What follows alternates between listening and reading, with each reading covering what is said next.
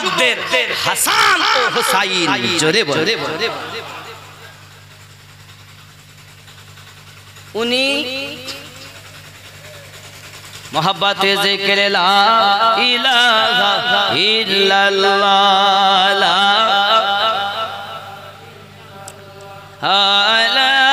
इलाहा इल्लल्लाह मुहम्मद।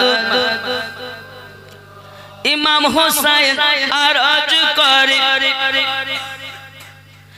बीबी ज़ैनबेर तोरे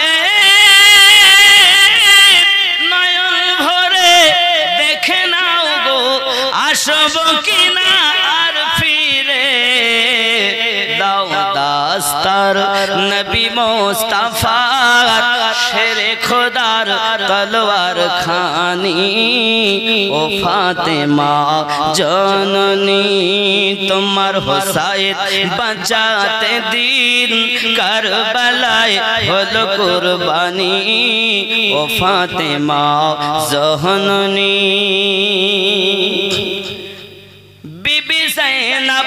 কেঁদে বলে ইমাম হোসেনের তরে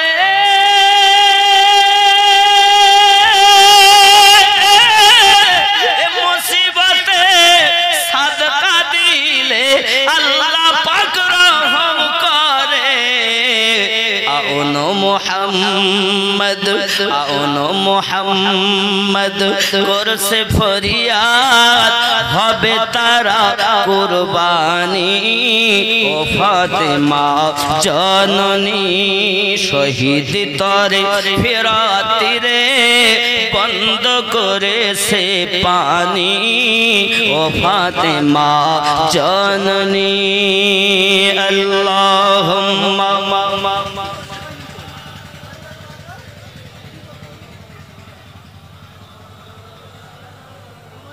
وعلى آل سيدنا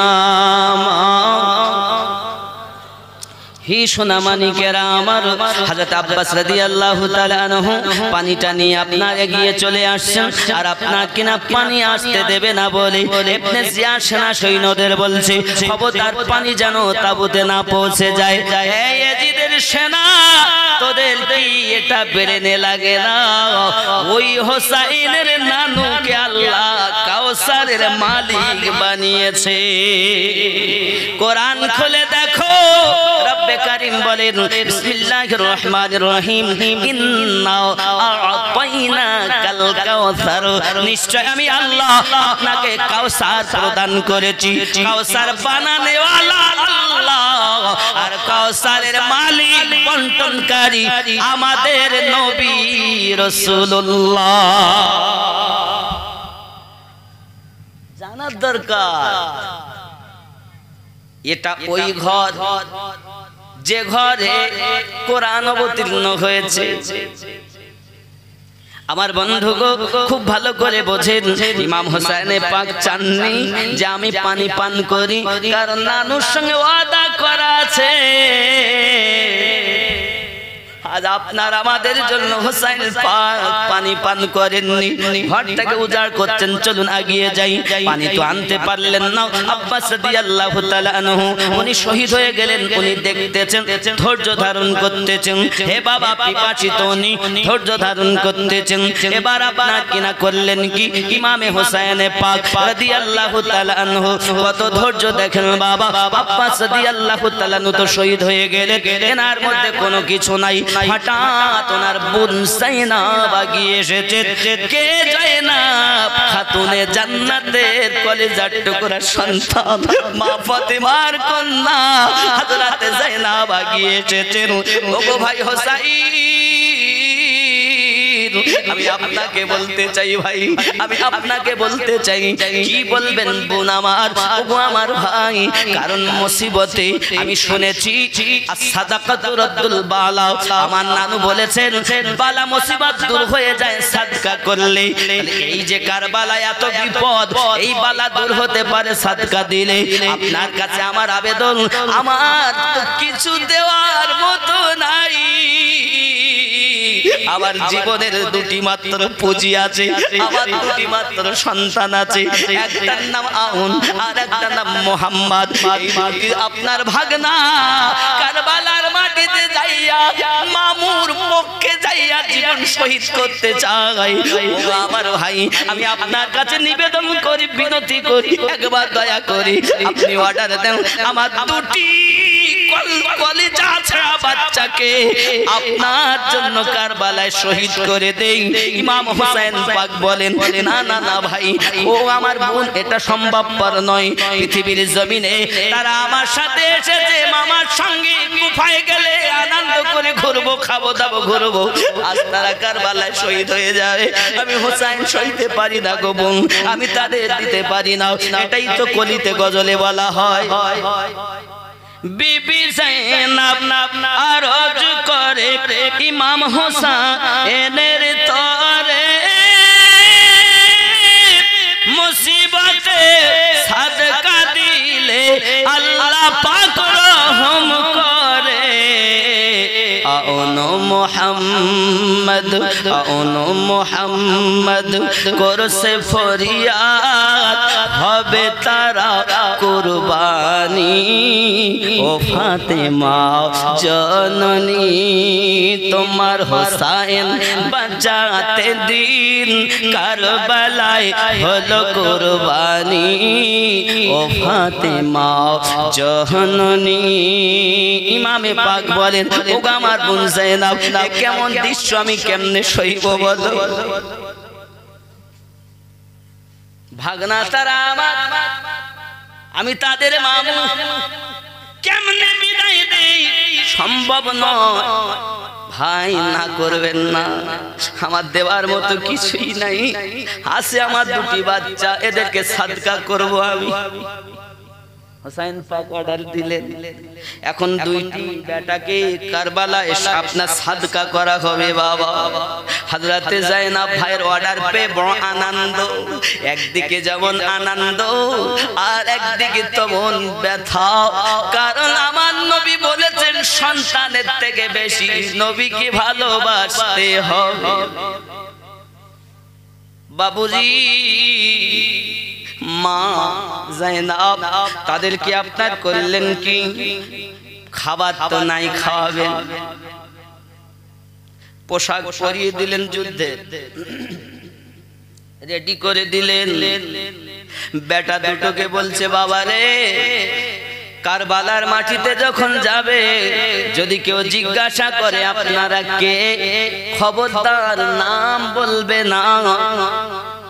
যদি জিজ্ঞাসা করে কে, নাম বলবে না, শুধু বলবে আমরা হোসাইনের গোলাম।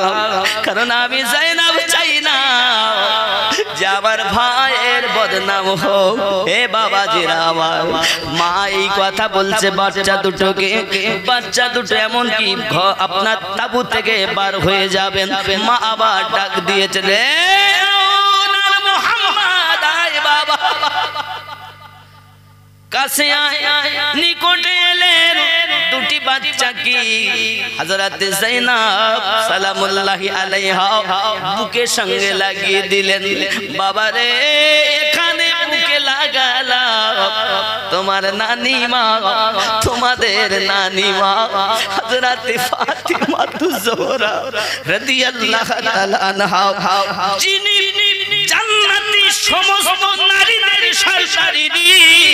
হে ওনার মুহাম্মদ, সেই ফাতেমার রক্ত আমি যায়েনাবের দেহের মোবারকে, আর আমার রক্ত তোমাদের দেহ মোবারকে। বাবা যাও, একটু বুকে লেগে যাও, আর হয়তো লাগতে পারবো না। হাসরের মাঠে কিয়ামতের দিন আমি যেন বলতে পারি, আল্লাহ কঠিন মুসিবতে আমার ভাইয়ের কাছে কিছু দেওয়ার ছিল না, আমি যেন আমার নানুর কাছে গিয়ে বলতে পারি, না না, ও না না, আপনার নাতি হোসাইন যখন বিপদে পড়েছে আমি কিছু দিতে পারিনি, আমার দুটি কলিজার টুকরাকে আমার ভাইয়ের পক্ষে সাদকা করে দিয়েছিলাম। আয় আমার বেটা, এখানে বুকে লাগলি হাসরের মাঠে আবার লাগবি। আমি মা তোদের চির বিদায় দিয়ে দিলাম, অনুরোধ রে বেটা নাম যেন বলিস না। যদি জিজ্ঞাসা করে তোরা বলবি হোসাইনের গোলাম। গোলাম তো শহীদ হতেই পারে। হে সোনা মানিকেরা আমার, হযরত ইমামে পাক হোসাইন রাদিয়াল্লাহু তাআলা আনহু নিজের বোনকে দেখছেন আর বলছেন, বোন রে, পৃথিবীর জমিনে ও সবার ঘরে বোন থাকবে, ভাই বোনে মায়া থাকে আলাদা, কিন্তু তুমি এমন হক আদায় করেছো, আমি হোসাইন তোমার হক কেমন করে শোধ করব বোন? কারণ তুমি তো আমারই জন্য তোমার দুটি কলেজার টুকরা কুরবানি করে দিলে।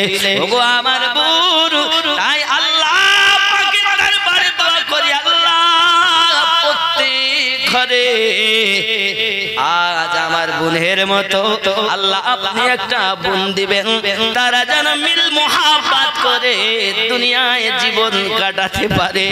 চিৎকার মেরে করুন সুবহানাল্লাহ। বোন সবার ঘরে থাকবে, কিন্তু তোমার মতো বোন কারো ঘরে হবে না। পৃথিবীতে সব ঘরে বোন আছে না? কচিত দুই এক ঘরে ছেলে কিন্তু মেয়ে নেই, কিন্তু বেশিরভাগ বোন আছে। তা জয়নাবের মতো হবে? কথা কয় হবে না। আব্বা আমার অনেক কথা, এ কারবালার মাটিতে অনেক দৃশ্য বন্ধু, চলো না গিয়ে যাই। ইমামে হোসেন পাক রাদিয়াল্লাহু তাআলা আনহু নিজের দুটি ভাগনাকে শহীদ হতে দেখতেছেন। ধৈর্য। আমরা হলে কি বলতাম? আমি যদি চাই তাহলে পানি পাবো, কিন্তু পানি পান করলে যে আমার নানুর উম্মাত পাবো না। এত রুহানি হালাতে, রুহের জগতে সিস্টেম তৈরি হয়ে আছে। ঘর উজাড় করবে, চোখের সম্মুখে বেটা কুরবানি হবে, কে সহ্য করতে পারবে? নিজে শহীদ হবে, কে পারবে? আমার বান্দা বান্দিকে, আমার হাবিবের উম্মতকে বাঁচানোর জন্য এমন কে আছো? ঘর আমি আল্লাহ রাস্তায় ঘর উজাড় করে দিতে পারো। হোসাইন পাকে রুহ উঠে বলেছিলেন, মাওলা সেটা আমি পারি। রুহের জগতে আল্লাহ বলেছিলেন, এমন কেউ আছে যে নিজের সন্তানকে আল্লাহ রাস্তায় কুরবানি দিতে পারে?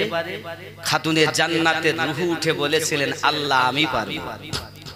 মাওলা আলী পাকে রুহ উঠে বলেছিলেন, আমি পারি।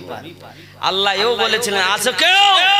দুশমনেরা দুশমনি করে তাকে এমন বিষ পান করাবে যাতে সে নীল বরণ হবে, তবুও ঈমান হারাবে না। আছে কেউ পরীক্ষা দিতে পারে? হাসান পাকে রূহ মোবারক উঠে বলেছেন, আল্লাহ সেটা আমি পারি। তো আগে থেকে সিস্টেম হয়েই আছে। রূহের জগৎ এরকম কি আছে দুনিয়ায়? বাবাজি আমার সোনা মানিক ইমামে হোসেন পাক রাদিয়াল্লাহু তাআলা আনহু এমনি করে আপনাকে না দেখতেছেন, ধৈর্য ধরতেছেন। তার এক কলেজার টুকরা বেটা ইমাম হোসেন পাকের কাছে এসে হাজির হয়ে গেছেন। ও আব্বাজি, ও আব্বুজি, কি হলো বাবা?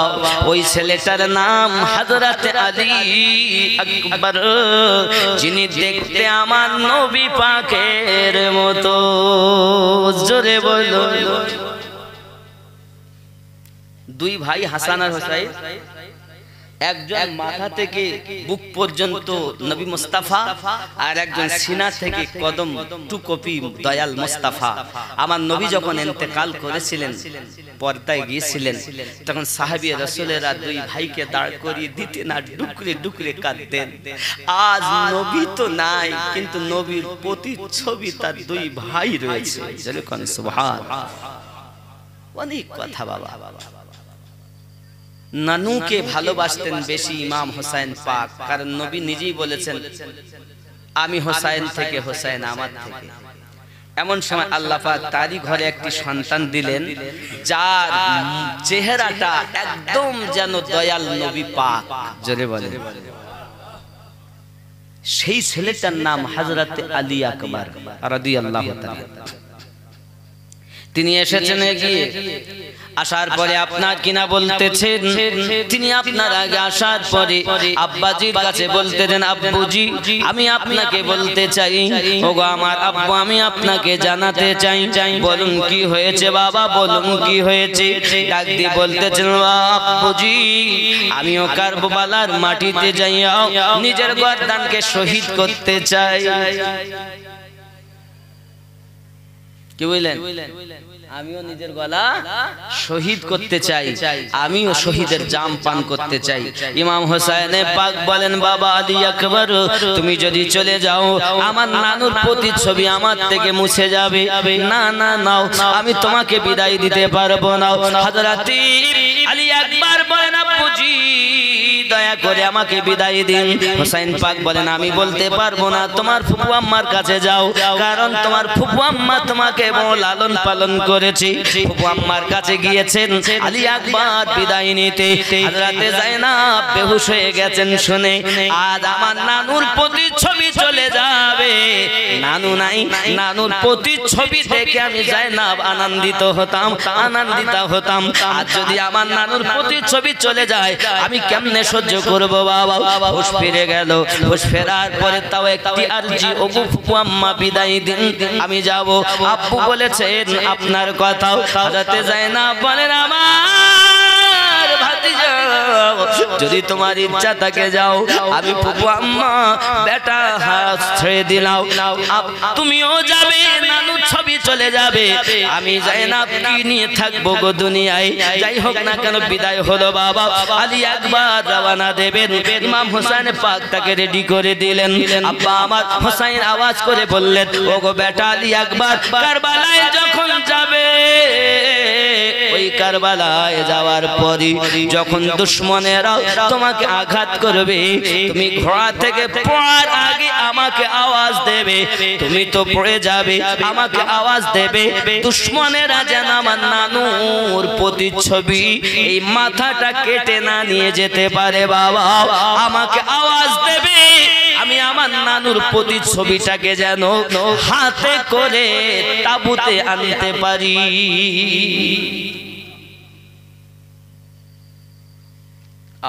বিদায় দিলেন বেটাকে, যাও বাবা। ইমাম আলী আকবর হোসেন পাকের বেটা চললেন বন্ধু আমার, এমনি সমাতে আপনার টুকটুক করে রওনা দিয়েছেন বাবা। গিয়েছে কে আসো আয় ইবনে জিয়াদ, একদিকে হক আর একদিকে বাতিল, সবাই দুশমনেরা বলে দেখছো কে? হযরত মুহাম্মদ সাল্লাল্লাহু আলাইহি সাল্লামের প্রতিচ্ছবি, এ হলো হুসাইনের পুত্র। জুরি বলে সুবহানাল্লাহ। তাই তো সবাই বলছি এইটুকু ছেলের সঙ্গে আমরা বড় বড় পালোহান, বড় বড় যোদ্ধা, এই বাচ্চার সঙ্গে কি যুদ্ধ করবো? ইবনে জিয়াদ দেখে কেউ যেতে চাচ্ছে না, মানে ওরা নিজেদেরকে তো খুব অহংকার একটা আছে, পেটে খাবার আছে, অর্থ আছে, সমস্ত কিছু, এইটুকু বাচ্চার সঙ্গে। ইবনে জিয়াদ দেখলো এরা তো কেউ যাবে না, তো প্রাইজ ঘোষণা করলো, যেই ছেলেটার মুন্ডু কেটে এনে দিতে পারবে 100 দিরহাম, তাকে 100টা উট দিল। বাপ এই লোভে বড় পালোহান, এরা 3 বাপ বেটায় বসে আছে, ছোট ছেলে লাভ দিয়ে পড়েছে, যেহেতু উটের লোভ, টাকার লোভ, বড় লোভ, বাপ অর্থের লোভ। লোভে যখন পড়েছে, প্রথম তলোয়ারের আঘাত ইনি রুকে নিলেন, দ্বিতীয়বার আঘাত সেটাও মিস।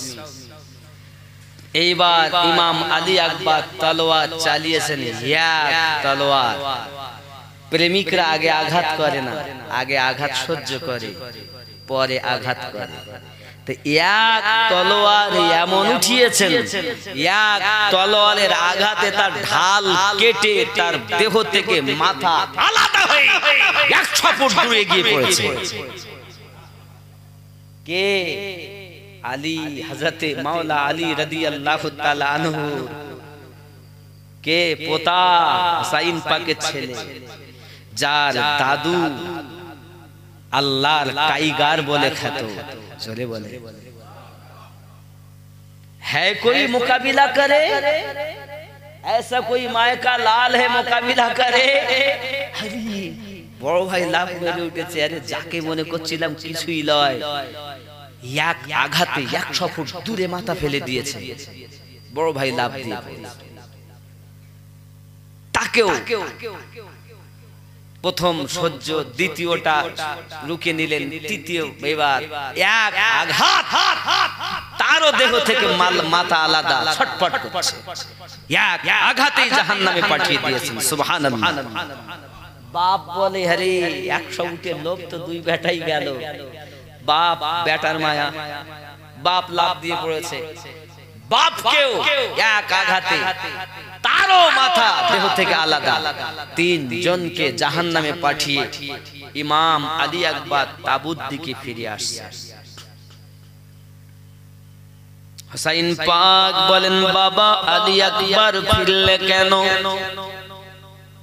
কারবালার মাঠ থেকে ফিরে যারা হয় তারা হবে গাজী, হয় হবে গাজী, নইলে হবে শহীদ। সব সেনা তো এখনো উপস্থিত, তুমি গেলে তো ফিরে এলে কেমনে? ইমাম আলী আকবর বলেন, আব্বুজি আমার কলিজাটা শুকিয়ে গেছে আব্বা, একটু যদি পানি দেন। আমি আল্লাহর কসম করে বলি, কারবালায় 22,000 সেনাকে একটাকেও তার মায়ের কোলে ফিরে যেতে দেব না। কেসে? হযরত আলী কারামাল্লাহ ওয়াজহু, ভাই হুসাইনের বেটা। বলে না পোতা দাদুর মতো হয়। অনেক সময় দেখবেন ছোট বাচ্চারা যদি বদমাইশি করে তা আদর করে বলে, আসলে দাদু এরকম ছিল গো, তাই এরকম করছে। বলে না, বলে না, বলে বন্ধুরে আমার, হযরত আলী আকবর যখন কথা বললেন, একটু পানি দিন, পানি যদি আমি পান করতে পারি। হুসাইন যদি চাইতেন আল্লাহ পানি দেন, তাহলে ওইখানে পানির চশমা জারি হয়ে যেতেন, কিন্তু হুসাইন না, নানুর উম্মাত বাঁচাতে হবে বাবা। তাই তিনি বেটাকে বললেন, বাবুরে আজ 3 দিনের পিপাসায় আমার ছোট আলী আসগারের জিহ্বা বেরিয়ে এসেছে বাবা, পানি তো মোটেই নাই। এমন কি এই জায়গায়, এই কারবালার মাটিতে মায়েদের স্তনের দুধ পর্যন্ত শুকিয়ে গেছে বাবা, পানি তো কোথাও নাই, কিভাবে তোমায় পানি দেব? সঙ্গে সঙ্গে ইমাম হোসেন পাক বললেন, বাবা আলী আকবর তুমি হাত করো, আমি আমার জিহ্বাটা তোমার গালে ভরে দেই, আমার জিহ্বাটা একটু চুষে চুষে দেখো একটু রস পাও কিনা, তা থেকে তোমার কলিজার তৃষ্ণাটা মেটে কিনা বাবা। হযরত আলী আকবর হুসাইন পাকের জিহ্বাখানা গালের মধ্যে ভরে যখন চুষতেছেন, পিপাসিত শুকনো জিহ্বা, কোনো রস কস নাই রে বাবা। এমন সময়তে হযরত আলী আকবর রাদিয়াল্লাহু তাআলা আনহু আব্বার কাছ থেকে বিদায় নিয়ে আবার কারবালায় চলে গেছেন। বাবাজি যুদ্ধ করতে করতে নিজে শহীদ বরণ করেছেন। ও বাবা সোনা মানিকেরা, যেই না আব্বা বলে ডাক দিয়েছেন, ইমামে হোসেন পাক যাওয়ার আগেই দুশমনের দল দেহ থেকে মাথা কেটে নিয়ে আপনার কিনা চলে গিয়েছে। হযরত হুসাইন নিজের বেটা আলী আকবরের দেহ মোবারক খানা দিয়ে আছেন তাবুতে, আর বলছে বোন যায় না, সব চলে গেল, এমন কি আমার নানুর প্রতিচ্ছবিটাও তারা নিয়ে গেল। আমি হোসাইন বড় ব্যথিত বাবা। ওরে আমার সোনা মানিকেরা, এমনি করে হোসাইনে পাক ধৈর্য ধরতেছেন। কোথায় কাসিম শহীদ হয় ধৈর্য ধরতেছেন, আপনার আব্বাস আলম বাদশা শহীদ হন, উনি আপনার ধৈর্য ধরতেছেন। আলী আকবর শহীদ হয় ধৈর্য ধরতেছেন। আউন মোহাম্মদ শহীদ হয় ধৈর্য ধরতেছেন। হে বাবা, ধৈর্য আর সবর। জীবন শুরু করেছেন ধৈর্য দিয়া। ইমাম হোসেন পাকের জীবন শুরু ধৈর্য দিয়ে। আর পৃথিবীর জমিনে দেখুন কারবালার মাটিতে যখন একের পর এক সব ঘটনা ঘটে গেল, বাবা হুসাইন পাক বলেন, ওগো যায়েনব, এবার আমাকে বিদায় দাও, আর আমার সহ্য হয় না বাবা। ইমামে হুসাইন পাক রাদিয়াল্লাহু তাআলা আনহু এবার আপনার বিদায় চাচ্ছেন। দরুদ আল্লাহুম্মা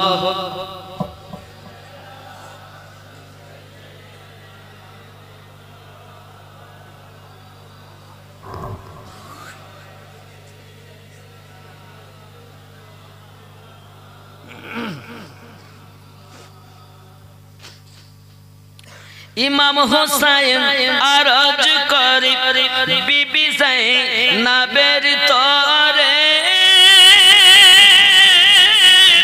নয়ন ভরে দেখে নাও গো আসব কিনা আর ফিরে।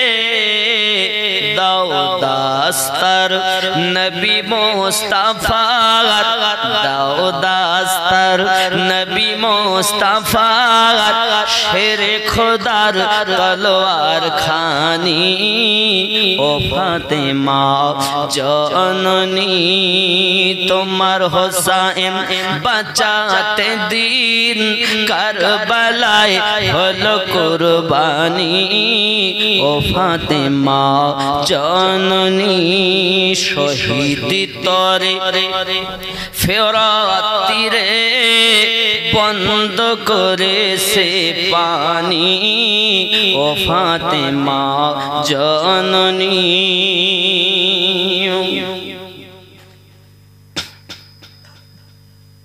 তলোয়ার চলে খঞ্জার মারে, খুনের দরিয়া বয়ে যায়, মাসুম বুকে তীর লাগে, আলী আসগরের কলিজায়। পান করিতে হাউজে কাউসার, পান করিতে হাউজে কাউসার, জান্নাতে গেলেন তিনি, ও ফাতেমা জননী তোমার হোসাইন বাঁচাতে দিন কারবালায় হলো কুরবানি, ও ফাতেমা জননী। শহীদ হয়ে ইমাম হোসাইন ইসলামকে করেন জিন্দা,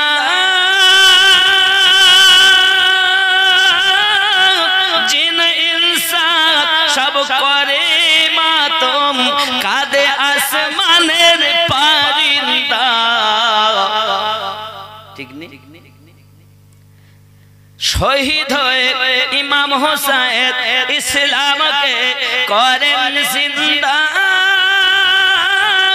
জিন ইনসান সব করে মাতম, কাঁদে আসমানের পারিন্দা। জিয়াউল মুস্তাফার হৃদয় কাঁদে লিখতে তাহার জীবনী, ও ফাতেমা জননী। আমিনুদ্দিনের হৃদয় কাঁদে বলতে তাদের জীবনী, ও ফাতেমা জননী তোমার হোসাইন বাঁচাতে দিন কারবালায় হলো কুরবানি, ও ফাতেমা জননী। আল্লাহুম্মা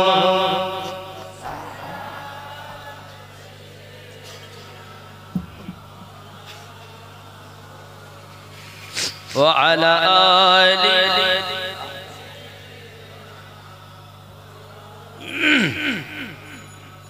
বাবজি আমার সোনাবানি কেরা ইমামে হোসেন পাক রাদিয়াল্লাহু তাআলা আনহু আপনার কিনা যাবেন বোনের কাছে বিদায় নিলেন হোসেন পাককে গুছিয়ে দেওয়ার মতো আর কেউ নাই বাবা হযরতে নবী দো জাহান সাল্লাল্লাহু আলাইহি ওয়াসাল্লাম পাগড়ি মোবারকা তিনি মাথায় বাঁধলেন আর হযরতে আলী কারামাল্লাহু ওয়াজহুল কারীমের আপনার কিনা তলোয়ার খানা নিলেন যার নাম হলো জুলফিকার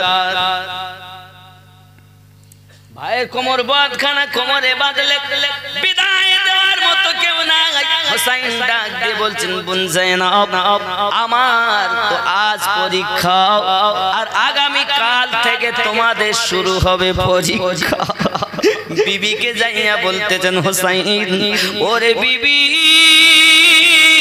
তুমি ইরাকের বাদশার মেয়ে তুমি ইরাকের রাজার মেয়ে আমি হোসেনের স্ত্রী নিজের সমস্ত জীবনের কামাই বাচ্চাগুলোকে কুরবানি করে দিলে একবারও আশা করলে না আমি হোসেন তোমাকে বলি বিবি গো ধৈর্য হারা যেন হয়ে যেও না কারণ আমার পরীক্ষা আজ তোমাদের পরীক্ষা শুরু হবে কাল থেকে ওগো আমার বোন তুমি যখন যাবে ওই মদিনায় যাবে যখন আমার নানুর কাছে যাইয়া সব ঘটনাটা খুলে খুলে বলবে কারবালার মাটিতে তারা কি ব্যবহার করেছে সব খুলে খুলে বলবে খবরদার বোন জীবন দিয়ে দিও যেন পর্দা ছাড়ো না আর জীবন দিয়ে দিও এজিদের বায়াত যেন গ্রহণ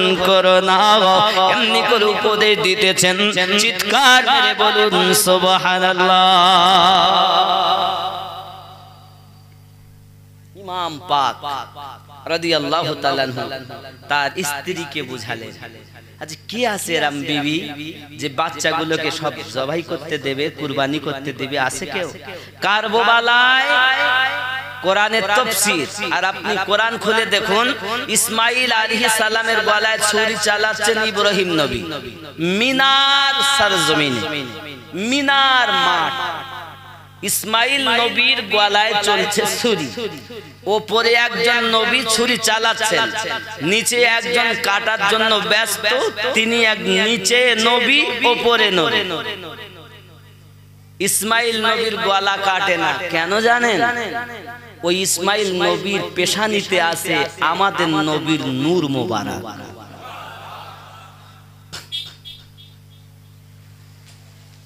ইব্রাহিম নবী নমরুদের আগুন থেকে রেহাই পেতেন না ওনার কাছে আছে আমাদের নবীর নূর মোবারক ইউনুস নবী মাছের পেট থেকে উদ্ধার পেতেন না পেয়েছেন আমাদের নবী পাকের নূর মোবারকের ওসিলাতে জোরে বলেন বাবা এই জন্য দেখবেন সব নবীর জামানায় সবাই কলেমা পড়েছে লা ইলাহা ইল্লাল্লাহ আদম সফিউল্লাহ কেউ পড়েছেন লা ইলাহা ইল্লাল্লাহ ইব্রাহিম খলিলুল্লাহ কেউ পড়েছেন লা ইলাহা ইল্লাল্লাহ মুসা কালিমুল্লাহ কিন্তু নবীগণেরা প্রত্যেক নবী 1,24,000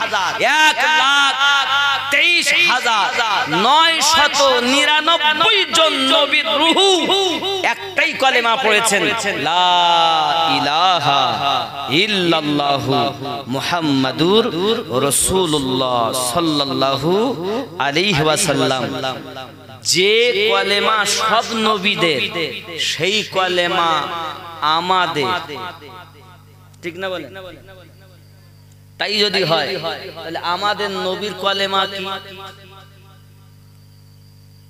কেন আমি 1,24,000 এর মধ্যে 23,999 জনের কথা বলেছি তাহলে একজন নবী তিনি আমাদের নবী ওনার কলেমাটা কি ওনার কলেমাটা আলাদা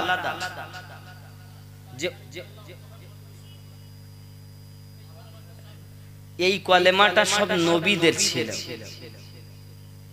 তাহলে আমাদের নবী পাকের কলেমাটা কি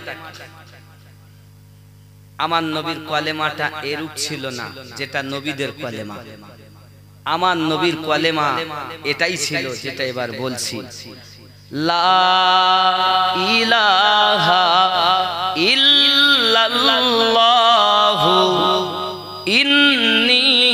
রাসূলুল্লাহ, নেই কোনো মাবুদ আল্লাহ ছাড়া, নিশ্চয় আমি সেই আল্লাহর রাসূল। আমাদের কালেমা আলাদা, নবীদের সঙ্গে মিল, অন্য অন্য নবীদের যুগে উম্মতের কালেমা আলাদা, আমাদের নবীর কালেমাটা আলাদা। জোরে বলে, কারণ আদম থেকে ঈসা নবী পর্যন্ত সব নবীরা ঈমানদার হয়েছেন আমাদের নবীর কালেমা পড়ে। আপনি হয়তো বলেন হুজুর আপনি কি কথা বলছেন, আরে বাবা আপনি তো আজ বলতেছেন, আর আমার আল্লাহ সমস্ত নবীদের কাছ থেকে প্রমাণ নিয়েছেন, স্বীকৃতি নিয়েছে রূহের জগতে। কোথায় প্রমাণ? কোরআন শরীফ সূরা আল ইমরান আয়াত নাম্বার 81। জোরে বলেন সুবহানাল্লাহ। আল্লাহ কিভাবে তাদের স্বীকৃতি নিলেন আমি একটুখানি দেখাবো, বলবো বাবা। আল্লাহ নবীদেরকে বলছেন আমার নবীর প্রতি ঈমান আনতে, রূহের জগতে। আজকের কথা না, এই রূহের জগতের কথা। আল্লাহ পাক রব্বুল ইজ্জাত যখন বললেন কুন, সৃষ্টি হয়ে গেল, সব রূহু, সমস্ত রূহুকে আলাদা করলেন, আর ওর মধ্য থেকে নবীনদের রূহুকে আলাদা করেছেন। জোরে কোন সুবহানাল্লাহ। নবীনদের রূহুকে যখন আলাদা করেছেন, করার পরে আমার আল্লাহ পাক আল্লাহ তাআলা ওই দিন শুধু আমাদের নবীর মিলাদ পাঠ করেছেন। এরা বলে মিলাদ সিদ্দিক আকবরের যুগে ছিল, ফারুক আজমের যুগে ছিল, ওসমান জিন নুরাইনের যুগে ছিল, আলী রাদিয়াল্লাহু তাআলার যুগে ছিল। এই খেপা, তুই সাহাবীদের যুগে মিলাদ খুঁজছিস কেন? রূহের জগতে দেখ আমার আল্লাহ আমার নবীর মিলাদ পড়ছে। এই কানার দল খুঁজে পায় না, বলে মিলাদ কোরআন হাদিসে নাই, রাসূল ইন্তেকাল করা 600 বছর পর মিলাদ এসেছে। কানা কোথাকার, হুল কোরআন সূরা আল ইমরান 81 নম্বর আয়াত। বিসমিল্লাহির রহমানির রহিম। وَإِذْ أَخَذَ اللَّهُ مِيثَاقَ النَّبِيِّينَ لَمَا آتَيْتُكُم مِّن كِتَابٍ وَحِكْمَةٍ ثُمَّ جَاءَكُمْ رَسُولٌ مُصَدِّقٌ لِّمَا مَعَكُمْ لَا تُؤْمِنُنَّ بِهِ وَلَا تَنصُرُنَّهُ قَالَ أَقْرَرْتُمْ وَأَخَذْتُمْ عَلَى ذَلِكُمْ إِصْرِي قَالُوا أَقْرَرْنَا قَالَ فَاشْهَدُوا وَأَنَا مَعَكُمْ مِنَ الشَّاهِدِينَ।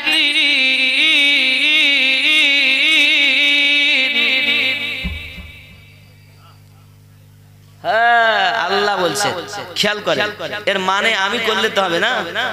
জগৎ বিখ্যাত ইমাম তিনি বলছেন, जब अल्लाह ने नबियों से अहद लिया, যখন আল্লাহ তাআলা নবীনদের কাছ থেকে স্বীকৃতি নিলেন कि मैं जो कुछ भी तुमको किताब और हिकमत अता करूं, আমি আল্লাহ তাআলা তোমাদেরকে কিতাব আর হিকমত প্রদান করব, फिर आ जाए तुम्हारे पास रसूल, সে তখন এসে যাবে তোমাদের নিকটে রাসূল। এই আশা মাউলুদ মিলাদ মাফউলের ওজনে ইসমে জারফে জামান। মিলাদের অর্থ হলো জন্ম অথবা আগমন। আল্লাহর কোরআন বলছে আশা সুম্মা জাআকুম রাসূলুম, তোমাদের মাঝে এসে যাবেন নবী, আর এটাই মিলাদ মানেই হলো আগমন করা বা জন্ম নেওয়া। জোরে বলে, এরা বলছে মিলাদ নাই, খুঁজে দেখ কোরআনে মিলাদ আছে, একটা নয় কমপক্ষে 9 খানা সূরাতে আল্লাহ আমার নবীর মিলাদ বর্ণনা। अब्बा ख्याल करें, जो तस्दीक करने वाला हो उस चीज की जो तुम्हारे पास है। বলছেন একজন নবী একজন রাসূল তোমাদের মধ্যে আসবে যে তোমাদের সত্যায়ন করবে। আদম থেকে ঈসা নবী পর্যন্ত যত নবী এসেছেন আল্লাহ কোন কোন নবীকে কিতাব দিয়েছেন, সহিফা দিয়েছেন। এই সমস্ত কিতাব তাওরাত, জব্বুর, ইনজিল যত কিতাব আরো যা সহিফা আছে সমস্ত কিতাবের সত্যায়ন করবে সেই নবী। জোরে বলে আল্লাহ এখানে আবার বললেন तुम्हारे पास है जो तुम जरूर उस पर ईमान लाओगे। अल्लाह रूहानी जगते बोलছেন কি বলছেন? লা তুমিনুন্না বিহি ওয়ালা তানসুরুন্নাহু, তোমরা সবাই ওই নবীর প্রতি ঈমান নিয়ে এসো। জোরে বলেন সূরা আল ইমরান 81 নম্বর আয়াত। আল্লাহ পাক কোন নবীর আদম থেকে ঈসা নবী পর্যন্ত কোন নবুয়াতের গ্যারান্টি নাই যত সময় তারা আমাদের নবীর প্রতি ঈমান না নিয়ে আসে। জোরে বলে এ আমিনউদ্দিনের কথা নয়, আল্লাহ পাকের কথা। আল্লাহ নিজে বলছেন লা তুমিনুন্না বিহি ওয়ালা তানসুরুন্নাহু ক্বালা আকরারতুম ওয়া আখাযতুম আলা যালিকুম ইসরি। আল্লাহ কত সুন্দর করে জিজ্ঞাসা করেছেন, তোমরা কি সবাই মেনে নিলে এই স্বীকৃতি, এই আমার দাবি? সবাই বলল ক্বালু আকরারনা, হ্যাঁ আমরা সবাই মেনে নিলাম। আমাদের নবীর প্রতি সব নবীরা ঈমান এনেছে, তাই আদম নবীর কলেমা লা ইলাহা ইল্লাল্লাহ মুহাম্মাদুর রাসূলুল্লাহ, ইব্রাহিম নবীর কলেমা লা ইলাহা ইল্লাল্লাহ মুহাম্মাদুর রাসূলুল্লাহ সাল্লাল্লাহু আলাইহি সাল্লাম। কিন্তু তার যুগের উম্মতদের কলেমা লা ইলাহা ইল্লাল্লাহ ইব্রাহিম খলিলুল্লাহ। যুগের নবী পাল্টাতে গেছে, কলেমায় নবীদের নাম পাল্টাতে গেছে, কিন্তু নবীগণ একই সাক্ষী দিয়েছেন যে নবীদের নবুওয়াত আমাদের নবীর প্রতি ঈমান আনার পর মজবুত হয়েছে। এ তো কোরআন বলতেছে। কে বলছে? আমিনুদ্দিন কি বাত नहीं, রব্বে করিম কি বাত है। রূহের জগতে আল্লাহ স্বীকৃতি নিচ্ছেন। বাবাজি আমার তারপরে কি বলছেন দেখুন, ক্বালা ফাশহাদু ওয়া আনা মাআকুম মিনাশ শাহিদিন, তোমরা একে অপরের সাক্ষী থাকো, আবার আমি আল্লাহ তোমাদের সঙ্গে এই সাক্ষীদের অন্তর্ভুক্ত থাকলাম। জোরে কোন সুবহানাল্লাহ। আল্লাহ 82 নম্বর আয়াতে বলছেন ফামান তাওয়াল্লা বাদা যালিকা ফাউলাইকা হুমুল ফাসিকুন, फिर जो शख्स उसके बाद রগগরদানি करेगा, এর পরও এত কিছু ক্লিয়ার করার পরও কেউ ও হতেই পারে না, সো यही लोग नाफरमान है। মনে রাখো এরাই হলো নাফরমান, এরাই হলো ফাসিকদের অন্তর্ভুক্ত। কে বলেছে? তাহলে ওই নবীকে ভালোবাসতে হবে না? কথা বলেন সেই রাসূলকে প্রেম করতে হবে না যে নবী পাকের প্রতি আল্লাহ কোরআন নাজিল করেছেন। নামাজ আপনি পড়ছেন কিন্তু নামাজটা আপনার হয় না। কারবালার মাটিতে দেখেন নামাজ তো সবাই নামাজের কথা বলে, রোজার কথা বলে, হজের কথা বলে, দাড়ির কথা বলে, টুপির কথা বলে, তসবির কথা বলে, কিন্তু আপনি জানেন না কারবালায় 5000 কোরআনের হাফেজ ছিল। কয় হাজার? হাফেজ হলি সে আমার হয়ে যাবে, কারি হলি সে আমার হয়ে যাবে, মুফতি হলি সে আমার হয়ে যাবে? 5000 কোরআনের হাফেজ ছিল। মাওলানা মুফতি মুহাদ্দিস মিলে 7000 ছিল, মোট 12000। তারা নামাজের আগে কষ্ট দিয়েছে, আবার গলা দেহ মোবারকা থেকে আলাদা করে আবার গিয়ে জামাতে নামাজ পড়েছে। বিচার তো ওখানেই হয়ে গেছে, হক আর বাতিল তো ওখান থেকে চলে আসছে। নামাজ দেখে ভুললে হবে না, রোজা দেখে ভুললে হবে না, যাকাত দেখে ভুললে হবে না। এইখানে আমি বলবো এবার ইমামের পরিচয়, কোন ইমাম ইমামতি করার উপযুক্ত আর কার পিছনে ইক্তেদা করা যায় বলবো কথাটা। কারণ এক ওয়াক্ত নামাজ না পড়লে হুজুরেরা বলছে 80 হব্বা 200, কিন্তু পড়িয়ে যদি না হয় তো কি হবে? নাই বলবো ইমাম কে হবে? চলেন আপনাদের মোল্লা পাড়ায় মসজিদ আছে না? আপনাদের ইমাম সাহেবের সঙ্গে দেখা হলো, উনি কথা বললেন, অনেকক্ষণ বসেও ছিলেন ভাই আমার। তাহলে এখানে মসজিদ আছে, আপনাদের হাওড়াতে যান ওখানেও মসজিদ আছে, কলকাতায় যান নাখোদা মসজিদ আছে, দিল্লিতে মসজিদ আছে, মক্কা মদিনায় মসজিদ আছে। এক কথায় পৃথিবীর যেখানে মসজিদ আছে সেখানে ইমাম আছে না? আচ্ছা, সব ইমাম কি একরকম? সব ইমাম একরকম? জ্ঞানে, আমলে, ব্যবহারে, শিক্ষা দীক্ষায় আলাদা নাকি বলে? এনারা হলেন ইমাম। এনারা কি? মসজিদের ইমাম, আল্লাহর ঘরের ইমাম। সম্মান কি? ইমাম মানে নেতা। ইমাম মানে কি? নেতা। দুই নাম্বার ইমাম হাদিসের ইমাম। বুখারী শরীফ লিখেছেন ইমাম বুখারী, মুসলিম শরীফ লিখেছেন ইমাম মুসলিম। এইরূপ ভাবে শত শত হাদিসের ইমাম। সব ইমাম কি একরকম? কথায়, কাজে, আমলে, ব্যবহারে সবই আলাদা, কিন্তু সম্মান এক জায়গায়। ইমাম মানে নেতা। তিন নাম্বার কোরআন মাজিদের তাফসীরের ইমাম, ব্যাখ্যার ইমাম, মানের ইমাম। যেমন তাফসীরে মাযহারি ইমাম সানাউল্লাহ পানিপতি আলাইহি রাহমাতুল্লাহ রিদওয়ান লিখছেন, যেমন তাফসীরে দুররে মানসুর হযরতে ইমাম জালালউদ্দিন আসিউতি আলাইহি রাহমাতুল্লাহ রিদওয়ান লিখছেন। এইরূপ ভাবে অনেক আছে কোরআনের তাফসীরের ইমাম। এই তাফসীরের ইমাম বিভিন্ন প্রকারের, আমলে, আখলাকে, ব্যবহারে সব একরকম নয়। কয় রকম ইমাম বললাম? মসজিদের ইমাম, হাদিসের ইমাম, কোরআনের তাফসীরের ইমাম বললাম তো। চার নাম্বার ইমাম তরিকতের ইমাম। তরিকত কটা? কথা বলেন, কটা তরিকত? চারটি। কাদরিয়া তরিকার ইমাম গৌসে পাক, প্রতিষ্ঠাতা তিনি। দুই নাম্বার চিশতিয়া তরিকত, যার প্রতিষ্ঠাতা ইমাম খাজা গরিব নওয়াজ মাইনুদ্দিন চিশতি সঞ্জেদি আজমিরি। তিন নাম্বার তরিকতের নাম সোহরবর্দিয়া, যার ইমাম ও প্রতিষ্ঠাতার নাম খাজা শাহাবুদ্দিন সরবর্দি বুখারা আলাইহি রাহমাতুল্লাহ রিদওয়ান। চার নাম্বার তরিকতের নাম নকশবন্দিয়া ও মুজাদ্দিদিয়া। এই তরিকতে দুইজন ইমাম, একজন ইমামের নাম বাহাউদ্দিন নকশবন্দ, দুই নাম্বার ইমামের নাম খাজা শেখ আহমদ সিরহিন্দি, উপাধি মুজাদ্দিদ আল-ফেসানি আলাইহি রাহমাতুল্লাহ রিদওয়ান। তাহলে বোঝা গেল চার তরিকতে পাঁচজন ইমাম। কয়জন? সব ইমাম কি একরকম? দেখতে, আমলে, ব্যবহারে। কিন্তু চার তরিকার মধ্যে আপনি যে কোনো একটা তরিকায় আসবেন, চার তরিকাতেই ঢুকে যাবেন। জোরে বলেন বাবজি। এরপর মুযহাবের ইমাম। এরপরে কিসের ইমাম? মুযহাব। মুযহাব কয়টা?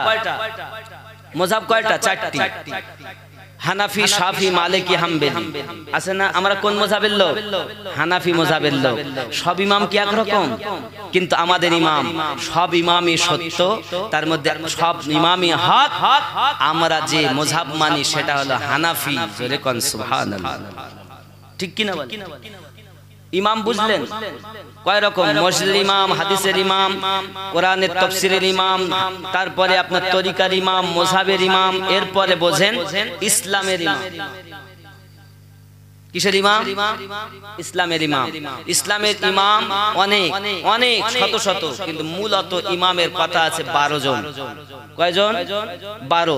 এক নাম্বার ইমামের নাম হযরত আলী পাক, কারণ তাদের জন্য কোরআনে আয়াত নাজিল হয়েছে। আমি ইতিপূর্বে বলেছি আপনাদের, মনে আছে না?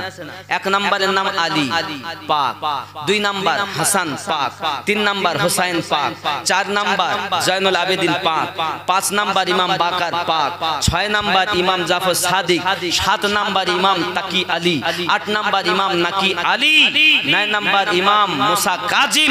বাবা আমার, এমনি করে 10 নাম্বার ইমাম আপনার কিনা হাসান আসকারি, ইমাম আলী রাজা। এরপরে 11 নাম্বার ইমাম হাসান আসকারি, 12 নাম্বার ইমাম আসবেন, ওনার নাম ইমাম মেহেদী। জোরে বলে। পৃথিবীতে যারা ওলিয়া ওলিয়া, তাই গৌস পাক বলেন, গরিব নওয়াজ বলেন, মুজাদ্দিদ আল-ফেসানি বলেন, আর যারাই বলেন, সব ওই আলে পাকের সাদকা জারি সাজরা আপনি দেখবেন। নসল বাই নসল, বংশ এক এক খেলাফতি কোথাতে পেয়েছেন। বাবাজি আমার, আপনি যদি বলেন হুজুর আপনি যে বলছেন, এ বাবা আমরা কথায় বলি, আমার খাজা হযরতে আব্দুল কাদের জিলানী হুজুর হলেন হাসানি আর হুসাইনি, বলি না?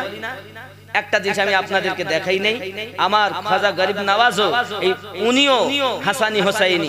চলেন আমি বড় পীর সাহেবের আজ পিতৃকুল আর মাতৃকুল, পিতার দিক থেকে হাসানি আর গৌসে পাক মাতার দিক থেকে হোসাইনি। জোরে বলেন, একটু বংশটা বলে যাই, দেখে নেন। গৌস পাক আব্দুল কাদের জিলানী আলাইহি রহমত রিদওয়ানের পিতার নাম হযরত সৈয়দ আবু সালে মুসা জঙ্গি। সুবহানাল্লাহ বলেন। ওনার পিতার নাম হযরত সৈয়দ আবু আব্দুল্লাহ, তাহার পিতার নাম হযরত সৈয়দ ইহিয়া জাহিদ আলাইহি রহমত রিদওয়ান, তাহার পিতার নাম হযরত সৈয়দ মুহাম্মদ আলাইহি রহমত রিদওয়ান, তাহার পিতার নাম হযরত সৈয়দ দাউদ আলাইহি রহমত রিদওয়ান, তাহার পিতার নাম হযরত সৈয়দ মুসা সানি আলাইহি রহমত রিদওয়ান, তাহার পিতার নাম হযরত সৈয়দ আব্দুল্লাহ সানি আলাইহি রহমত রিদওয়ান, তাহার পিতার নাম হযরত সৈয়দ মুসা আল জুহুন আলাইহি রহমত রিদওয়ান, তাহার পিতার নাম হযরত সৈয়দ আব্দুল্লাহ আল মুহাজ আলাইহি রহমত রিদওয়ান, তাহার পিতার নাম হযরত সৈয়দ হাসান মুসান্না আলাইহি রহমত রিদওয়ান, তাহার পিতার নাম হযরত সৈয়দ হাসান রাদিয়াল্লাহু তাআলা আনহু, তাহার পিতার নাম হযরত শেরে খোদা আলী রাদিয়াল্লাহু তাআলা আনহু, আর ওনার স্ত্রীর নাম হযরত ফাতেমাতুজ জোহরা রাদিয়াল্লাহু তাআলা আনহা, আর ওনার পিতার নাম মুহাম্মাদুর রাসূলুল্লাহ হযরতে আব্দুল কাদের জিলানী বাপের দিক থেকে হাসানী, মায়ের দিক থেকে এবার হোসাইন। মায়ের নাম হযরত সৈয়দ বড় পীর আব্দুল কাদের জিলানী হুজুরের মায়ের নাম কি? মাতার নাম সৈয়দ উম্মুল খায়ের ফাতিমা। জোরে কোন সুবহানাল্লাহ। তাহার পিতার নাম হযরত আব্দুল্লাহ সামুই, যাকে সুমাই সাফে সালার বলা হয়। অনেক সময় দেখবেন আব্দুল্লাহ সুমাই বলে, সব এই হলো ওনার নাম। তাহার পিতার নাম হযরত সৈয়দ আবু জামাল, তাহার পিতার নাম হযরত মুহাম্মদ, তাহার পিতার নাম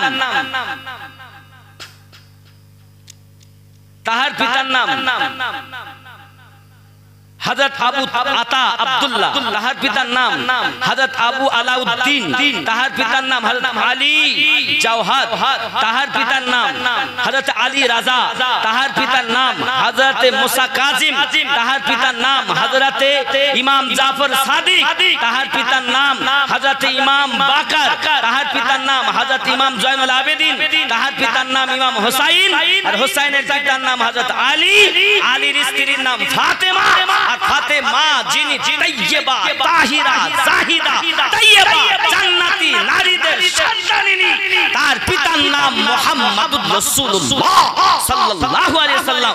আব্দুল কাদের জিলানী বড় পীর সাহেব, তিনি হাসানী ও হোসাইনি নবীর আওলাদ। জোরে বলে, নোট করে রাখবেন এইরূপ ভাবে। যারা পৃথিবীতে ওলি বলে দাবি করবে তাদের সাজরা গিয়ে আলীতে মিলবে, আর তারা যদি না বলে আলীকে মানলে যদি তাদের রাগ হয়, তা বুঝতে হবে এর মধ্যে কিন্তু কথা আছে। আল্লাহ আমাদের সকলকে বুঝ শক্তি দেখ।